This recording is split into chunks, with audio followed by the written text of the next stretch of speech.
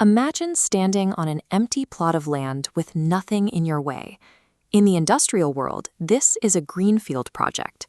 It's a rare opportunity to design and build a highly efficient factory from the ground up without any of the constraints of an existing site.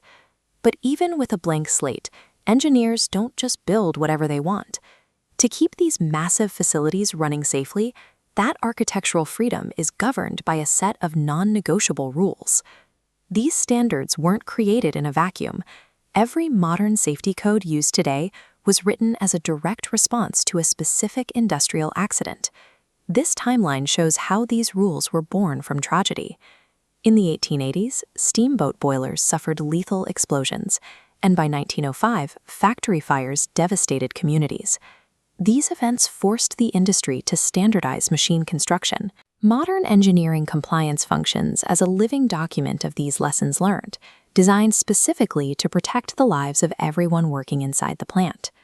Building a new factory requires buying thousands of complex parts from different suppliers.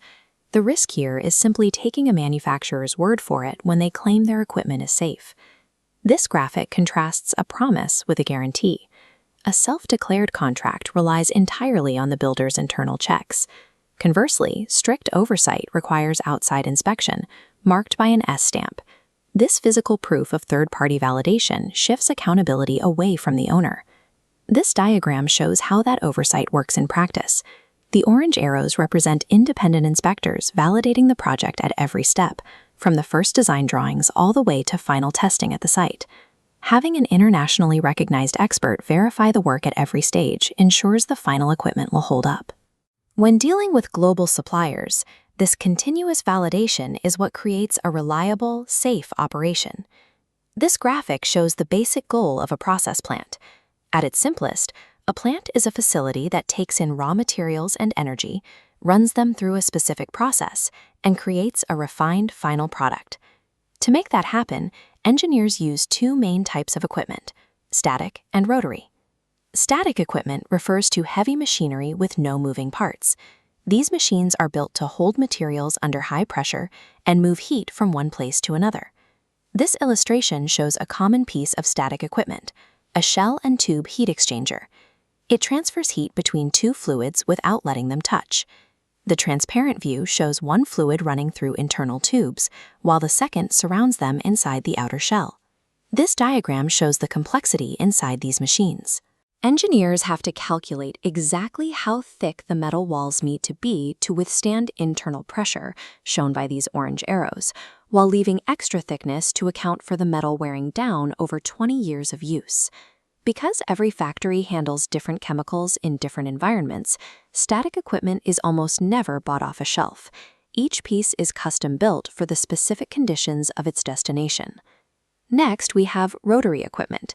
These are machines with moving parts, driven by power, that physically push materials like air or liquid through the plant's pipes.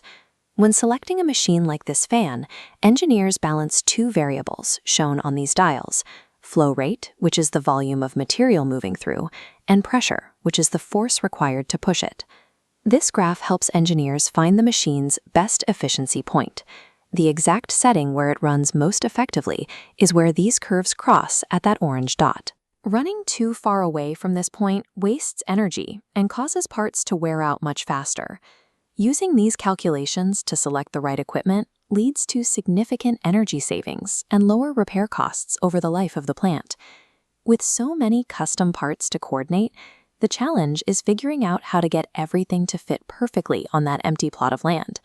This is where engineers use a rewind approach.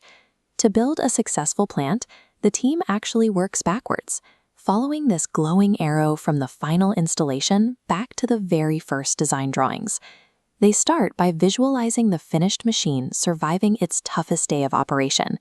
Then they use that endpoint to decide how the machine needs to be designed and manufactured. Every step of this backward planning is governed by the same safety codes and standards we established at the beginning. By working this way, safety is built into the very first drawing of the plant, rather than being checked for at the end of the project.